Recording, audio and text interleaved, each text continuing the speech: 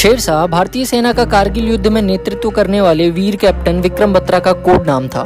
Captain Vikram Batra ने दुनिया के सबसे दुर्गम सर्वाधिक बर्फीले चोटी पर पहली बार तिरंगा लहराया था। आइए जानते हैं विक्रम बत्रा के बारे में अनसुनी बातें जो आज तक किसी को नहीं पता। सन 1974 में हिमाचल प्रदेश के खत्री परिवार में जन्मा एक लड़का जिसका नाम रखा गया विक्रम। उस समय किसी ने कल्पना भी नहीं की होगी कि महज 24 साल की उम्र में यह पूरे भारतवर्ष के छाती को गर्व से भर देगा और पूरे देश का सर अपने सम्मान में झुका देगा। महज 24 साल में कैप्टन विक्रम बत्रा ने कारगिल युद्ध में अपना सर्वोच्च योगदान दिया तथा वीरगति को प्राप्त हुए। 8 साल की उम्र से ही वह बच्चा विक्रम स्कूल की परेड में फौजी यूनिफॉर्म पहनकर जाता था। बचपन से ही देश सेवा का सपना लिए विक्रम सन 1995 में सेना भर्ती की तैयारी करने चंडीगढ़ चले गए, जहां पंजाब यूनिवर्सिटी से इंग्लिश में एमए की डिग्री ली और उसी दौरान संयुक्त रक्षा सेवा नामक एक सैनिक परीक्षा में भी उत्तीर्ण किया। साल 1996 में विक्रम देहरादून की आईएमए में शामिल हो गए और सेना की ट्रेनिंग लेनी शुरू कर दिया। 19 महीनों की कठिन ट्रेनिंग के बाद 6 दिसंबर 1997 को लेफ्टिनेंट के पद पर तैनात होकर कश्मीर की सरहद एरिया के लिए रवाना हो गए। उन दिनों कश्मीर भारी आतंक से गुजर रहा था। चारों तरफ सिर्फ गोली की आवाजें और डर का माहौल था। विक्रम बत्रा को कश्मीर के बारामूला जिले के सुपौर में पहली बार पोस्टिंग मिली, जो इलाका आतंक का गढ़ माना जाता था। वहां के जंगलों में आतंकवादियों से सीधे मुठभेड़ में रात के अंधेरे में करीब 57 आतंकवादियों को मार गिराया। उनके नेतृत्व में 12 आतंकी ठिकानों को तबाह कर उन्होंने कश्मीर के बड़े हिस्से को भारतीय सेना के नियंत्रण में ले लिया था।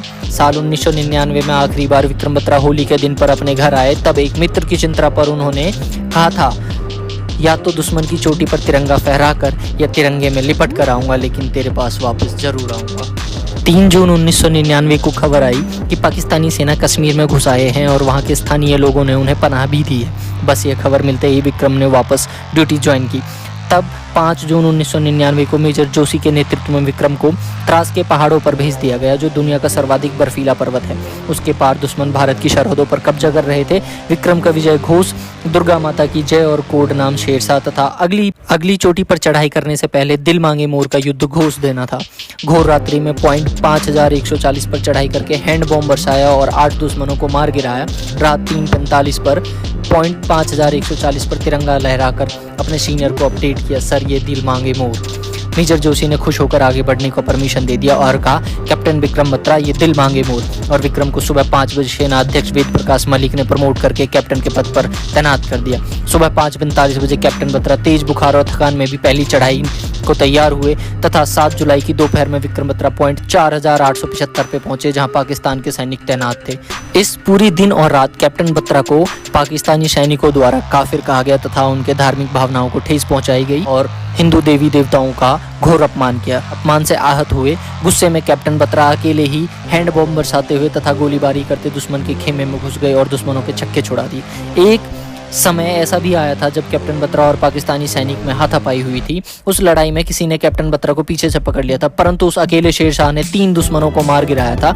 उसी समय अपने साथियों को सुरक्षित स्थान पर पहुंचाते समय दुश्मन की एक गोली सीधे विक्रम बत्रा की छाती में जाकर लगी और कैप्टन वहीं पर शहीद हो गए। उनके मुंह से जो आखिरी शब्द निकला था वो था, दुर्गा माता की जय।